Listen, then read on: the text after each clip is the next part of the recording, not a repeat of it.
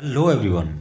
आज हम बात करेंगे एवरग्रीन एक्टर, अपने ज़माने के सुप्रसिद्ध अभिनेता देव आनंद जी के बारे में। आज मैं आपको उनके बारे में कुछ ऐसे अननोन फैक्ट्स बताऊंगा जो शायद ही आपको पता हो। तो आइए शुरू करते हैं उनके बारे में अननोन फैक्ट्स। तो जैसा कि आप जानते हैं कि वो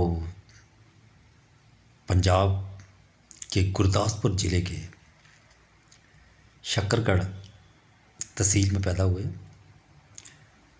तो उसी जगह पे उनका एक छोटा सा गांव था। तो सबसे पहले उन्होंने वहीं अपना बचपन गुजारा।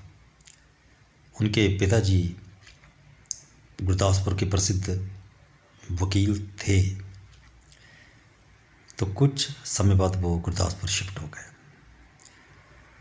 देवानंद ब्रिटिश आर्मी में जाना चाहते थे। उन दोनों ब्रिटिश आर्मी हुआ करती थी, लेकिन देशभक्त होने के कारण उनके पिताजी ने उनको साफ मना कर दिया कि वो आर्मी में नहीं जा सकते।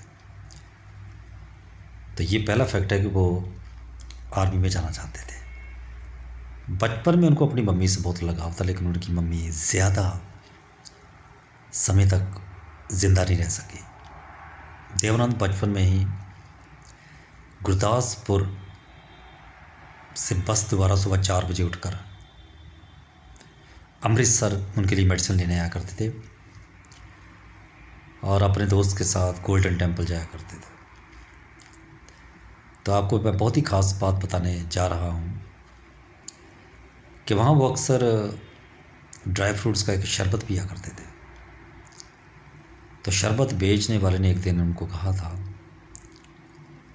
कि तेरे मत्थे थे सूरज हैगा, तो एक दिन बहुत बड़ा आदमी बनेगा। और देखिए उनकी बात सच साबित हुई।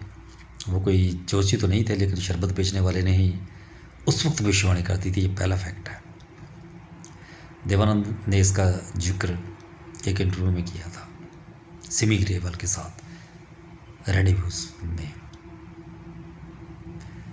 और ख़ास बात उनके बारे में ये है कि जब वो बम्बे गए थे तो उनको एक सेंसर बोर्ड में, मिलिट्री सेंसर बोर्ड में नौकरी करनी पड़ी थी। तो वो अक्सर लोकल ट्रेन्स में हैंगिंग करते हुए नज़र आते थे। काफ़ी उनको संघर्ष करना पड़ा। उनकी पहली फिल्म थी हम एक हैं, लेकिन उनको सही ब्रेक दिया था उनके फेवरेट एक्टर अशोक कुमार दादा मुन्नी जी ने फिल्म जिद्दी में। इस फिल्म द्वारा उनकी किस्मत बदल गई थी। और बहुत कम दर्शकों को पता होगा कि जंजीर फिल्म उन्हीं को ऑफर हुई थी, लेकिन देव साहब ने यह कह के इनकार कर दिया था कि इस फिल्म में तो उनके लिए कोई गाना ही नहीं है। उनको स्टोरी भी खास पसंद नहीं आई थी। तीसरी मंजिल भी उन्हीं को ऑफ़र की गई थी। हालांकि मैं बड़ा हैरान हूँ कि फिल्म के सारे गाने डांसिंग टाइप हैं। तो देवानंद उस फिल्म के लिए कैसे चॉइस हो सकते हैं? वो अच्छा डांस तो नहीं कर पाते थे, लेकिन फिर भी उनके भाई उस फिल्म के डायरेक्टर थे विजय आनंद, उन्होंने ही उनको ये फिल्म ऑफ़र की थी। हालांकि बाद में वो शम्मी की जोली में क्या जाग गिरी और शम्मी को बहुत फ़ायदा हुआ उस फिल्म से, शम्मी जी को।